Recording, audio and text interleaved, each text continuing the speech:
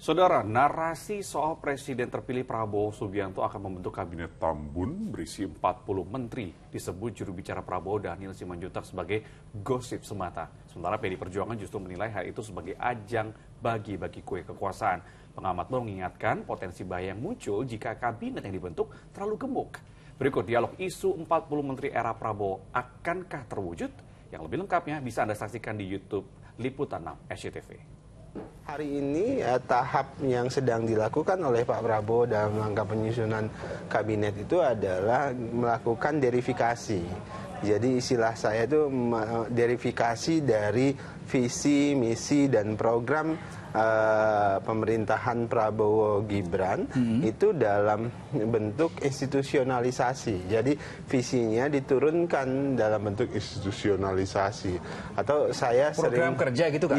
Iya, programnya, visinya selama ini institusi mana, lembaga seperti apa yang idealnya yang menjalankan program-program yang sudah dirancang oleh Pak Prabowo. Tapi apakah nanti ada perubahan-perubahan itu dalam proses pembahasan. Jadi belum ada keputusan, ada 40, ada 41, bahkan ada yang ngomong 60 dan sebagainya. Jadi itu semuanya gosip. Tapi sebenarnya yang menarik untuk dicermati adalah dinamika politik akhir-akhir ini yang dicermati juga oleh PDI Perjuangan, yaitu bagaimana pada saat pasca Pilpres kekuasaan politik itu seakan-akan dibicarakan atau diwacanakan di tengah publik sebagai ajang untuk bagi-bagi kue kekuasaan saja. Siapa dapat apa, lalu kapan bergabung, lalu nanti dapat posisi apa. Dengan dinamika politik akhir-akhir ini kami rasa yang kami cermati adalah ada persepsi itu yang muncul di publik.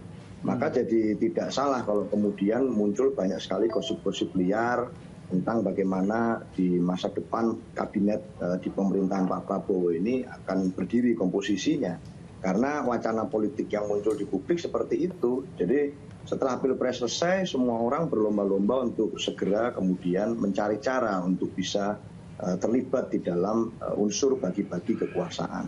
Padahal sebenarnya kan pemilu kemarin itu harusnya membawa makna yang lebih berarti. Artinya dari setiap pasangan calon sebenarnya kan ada gagasan-gagasan yang diperjuangkan. Meskipun secara fundamental kami menghargai sikap politik dari partai politik maupun kelompok manapun, tetapi kami merasa bahwa sebenarnya berbagai macam narasi-narasi perjuangan, program yang digagas di dalam pemilu itu akan semakin bermakna kalau itu terus konsisten diperjuangkan secara utuh pasca Pilpres. Artinya tidak buru-buru kemudian harus bicara tentang bagi-bagi kekuasaan, salah satunya di persoalan siapa dapat menteri apa dan kapan bergabung. Jadi atas dasar kebutuhan itulah kemudian maka sejumlah kementerian itu ditambah dari yang semula 34 kemudian jadi 40, kan itu yang ramai. Ya. Efek dari penambahan itu ya tentu akan membuat misalnya postur anggaran membengkak, birokrasi juga membengkak, yang saya kira ini dikhawatirkan bukan mengakselerasi kinerja kementerian, bukan mengakselerasi semua visi misi dan capaian kinerja yang ingin disampaikan oleh Prabowo dan Gibran, tapi justru akan menghambat. Karena ada kecenderungan kabinet yang semakin tambun, semakin gemuk, justru akan mempersulit pergerakan-pergerakan yang semakin lincah. Menteri itu ya produk politik. Jadi yang disebutkan kabinet politisi itu apa? Jadi sebagian besar menteri itu politisi. Bahkan yang tidak ada di partai politik pun dia politisi. Karena apa? Karena sebagian besar dari mereka juga di-endorse oleh partai politik. Dan mereka pasti juga mengajukan CV dan sebagainya. Mereka melakukan langkah-langkah politis. Jadi jelas kabinetnya akan dibentuk ya zaken kabinet yang berangkat dari produk politik.